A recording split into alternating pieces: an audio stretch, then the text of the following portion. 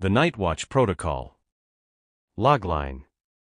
The true purpose of the U.S. Doomsday Plane is not merely survival, but the absolute guarantee that even in the darkest hour, the chain of command and the power of retaliation will never be broken. The always flying mystery. INT. Air Traffic Control Tower, night. A giant panoramic window looks out onto a darkened airfield.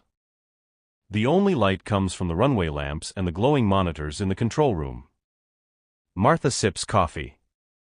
Across from her, a new trainee, Jay, watches a radar screen. Jay. Ma'am, track A4-0-9-5. It's been up and moving for over 18 hours now. That's outside of typical range, right? Martha. That's not a typical plane, Jay. That's Nightwatch. Jay. Nightwatch? The big one? The one everyone calls the Doomsday Plane? Martha. Officially, the National Airborne Operations Center, or NAOC. A militarized 747. And yes, the big one. It's one of a fleet of 4.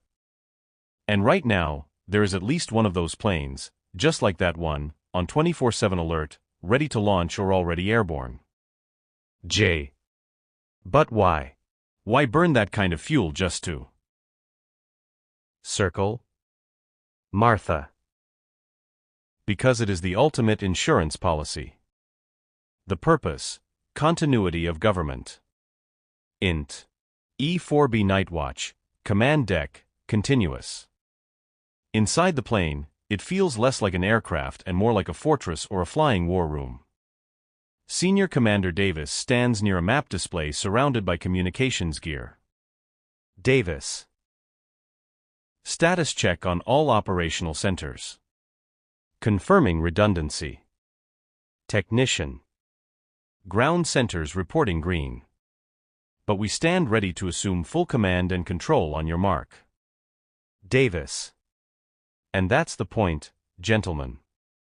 The E-4B Nightwatch is designed to do one thing: ensure the continuity of government and military command if every single ground control center in the United States, the Pentagon, Stratcom, everything, is suddenly gone. Jay. You mean a nuclear strike?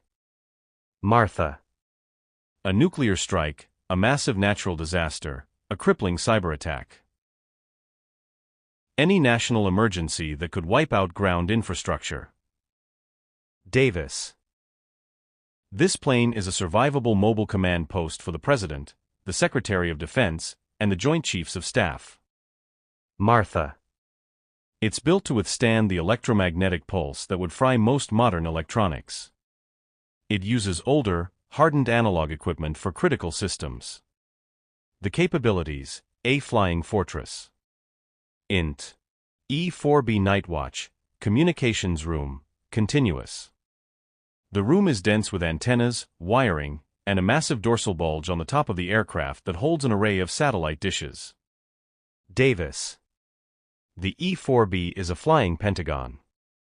It's got more communications gear than any other aircraft in the U.S. arsenal. It allows our leaders to reach literally any military unit, anywhere in the world, from a submarine deep underwater to a soldier on a mountain. Jay. And the always flying part? Davis. It can be refueled in the air. Theoretically, it could stay aloft for days, or even a week, without landing. As long as we have fuel tankers in the sky, we have a platform from which to direct U.S. forces and execute emergency war orders. Martha. The U.S. must always have the ability to command. The world needs to know that no matter the devastation, the response will be directed. Jay. So it's not just a defense, it's a warning. Martha. It's a non-negotiable guarantee. That plane up there is literally what stands between order and global chaos. It's the constant heartbeat of the nation's defense. Key script elements included: the aircraft, the E-4B Nightwatch NAOC. The mission, continuity of government and command and control. The threat, nuclear attack, EMPs, ground-based C2 destruction. The always flying mechanism, in-flight refueling capability. The hook, the ultimate insurance.